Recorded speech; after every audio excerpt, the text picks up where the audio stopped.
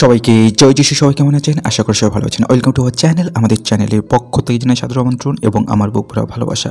খ্রিস্টতে প্রিয় ভাই এবং বোন, আমরা প্রত্যেকটা দিন কিছু না কিছু ঈশ্বরের বাক্য নিয়ে আলোচনা করছি। আজকেও ঠিক একটি আমরা টপিক নিয়ে আলোচনা করব। আজকের টপিক অন্ধকারের মিথ্যা।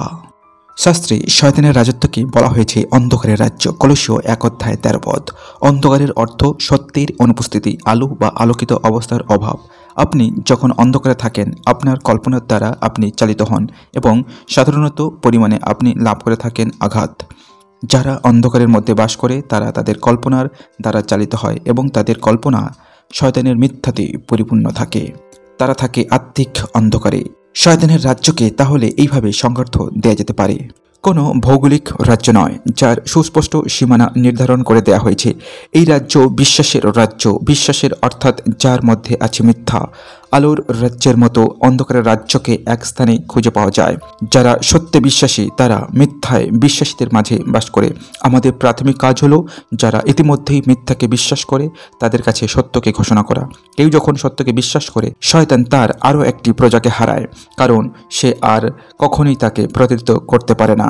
তাই মন্দ আত্মাদের আবদ্ধ করে নয়, পরিত্রাণহীন মানুষদের মুক্ত করে আমরা সত্যকে ঘোষণা করি।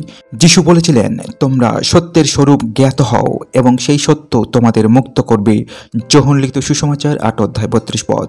আত্মিক অন্ধত্ব দূরীভূত হয় সত্যের দ্বারা। যোহনের সুসমাচারের এই অংশে যিশু পরিত্রাণহীন শ্রোতাদের বলেছিলেন, শয়তানি তোমাদের জনক, তোমাদের জন্মদাতার অভিসন্ধি পূরণ করাই তোমাদের অভিপ্রায়।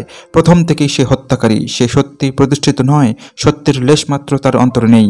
মিথ্যা বলাই তার স্বভাব, সে মিথ্যাবাদী, মিথ্যার জন্মদাতা। কিন্তু আমি সত্য বলছি, এই জন্য তোমরা আমাকে বিশ্বাস করো না। যোহলিত সুসমাচার 8:44-45। যিশু নিজের এবং শয়তানের মধ্যে যে বৈপরীত্য দেখিয়েছেন তা লক্ষ্য করুন। তিনি সত্য বলেছিলেন, শয়তান অপরিসীম মিথ্যাবাদী। আরও লক্ষ্য করুন, যিশু তার শ্রোতাদের শয়তানের সন্তান বললেও এবং শয়তানকেও তার মিথ্যাবাদী বলে ঘোষণা করলেও তার উক্তির সত্যকে বিশ্বাস করার দায়িত্ব তিনি শ্রোতাদের উপরেই অর্পণ করেছিলেন।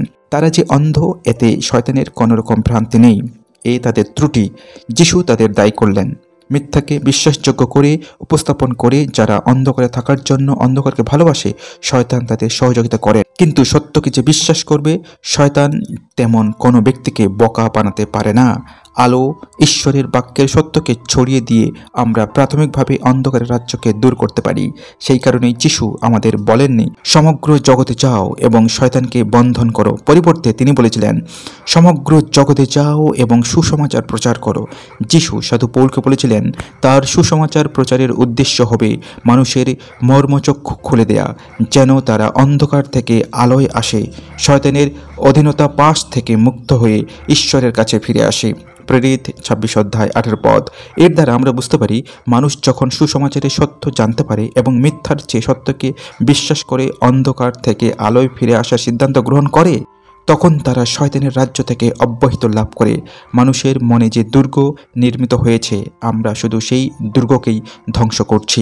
আজ এই পর্যন্ত। কেমন লাগলো জানতে ভুলবেন না। ভালো লাগলে অবশ্যই পাশে থাকবেন। দেখা হবে যে কোনোটি পরের ভিডিওতে। ততক্ষণে আপনারা ভালো থাকুন, সুস্থ থাকুন, সবল থাকুন এই গরমের মধ্যেও। ধন্যবাদ।